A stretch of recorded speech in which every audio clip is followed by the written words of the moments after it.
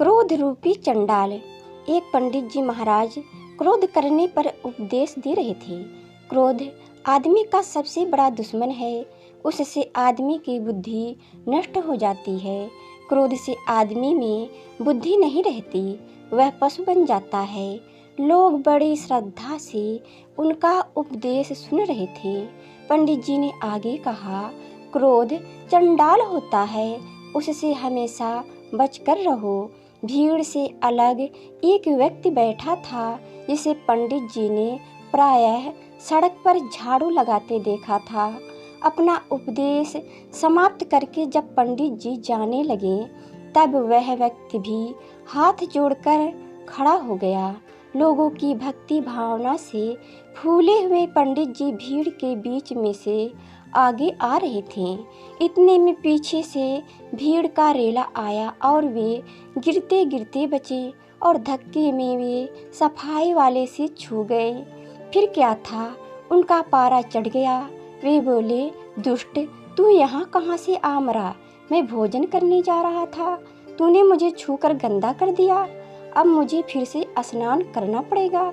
उन्होंने जी भर कर कोसा। असल में उनको बड़े जोर की भूख लगी थी और वे जल्दी से जल्दी यजमान के घर पहुंच जाना चाहते थे। पास ही में गंगा नदी थी। लाचार होकर पंडित जी उस ओर तेजी से लपके। तभी देखते हैं कि सफाई वाला उनसे आगे आगे चला जा रहा है। पंडित जी ने कड़क कर पूछा, न क्यों रे, तू कहाँ जा रहा है? उसने जवाब दिया, नदी में नहाने। अभी आपने कहा था न कि क्रोध चंडाल होता है। मैं उस चंडाल से छू गया, इसलिए मुझे भी नहाना पड़ेगा। पंडित जी को अब तो जैसे काट मार गया।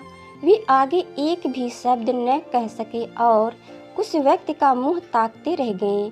इसलिए तुलसीदास जी ने रामायण में लिखा है, पर उपदेश कुशल बहुतेरे, जे अचरहि ते नर न घनेरे। सफल होने के लिए क्रोध पर नियंत्रण रखना चाहिए।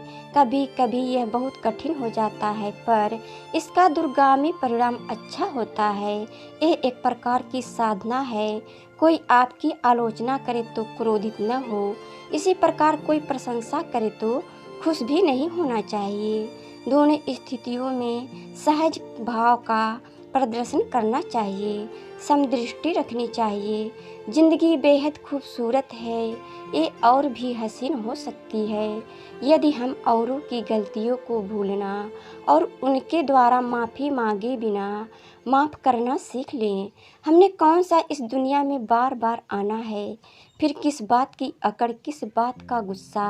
अंत में ना कुछ तेरा ना कुछ मेरा, खुशी दो और खुशी